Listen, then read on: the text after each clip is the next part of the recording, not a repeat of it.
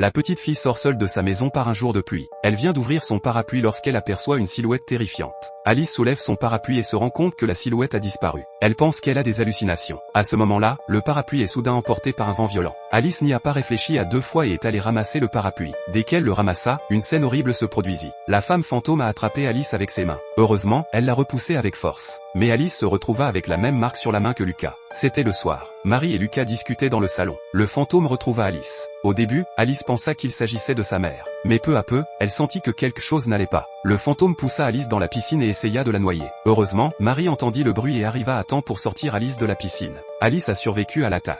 Marie demande à Alice ce qui s'est passé. Alice avait l'air d'avoir vu quelque chose d'effrayant et continuait à reculer. À ce moment-là, Lucas, effrayé, pointe lui aussi le bout de son nez derrière sa mère. Marie s'est retournée et a vu un fantôme qui se tenait derrière elle.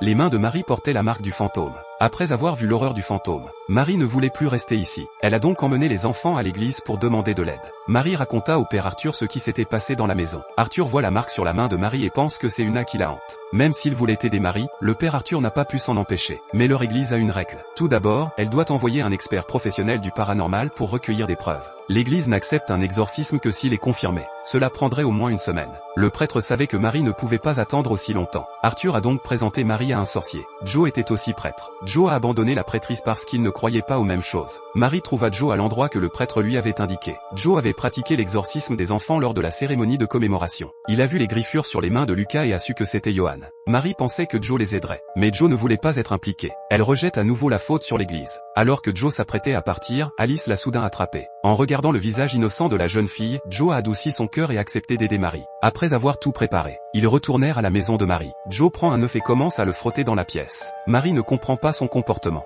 Joe les a ensuite emmenés à la table de la salle à manger. Il leur expliqua que c'était un moyen de détecter les mauvais esprits. Plus les œufs sont foncés, plus l'esprit est fort. Puis il a cassé l'œuf. L'œuf contenait un liquide noir. Marie pensait que le charlatanisme de Joe était une mauvaise idée. Soudain, les œufs sur la table sont apparus anormaux.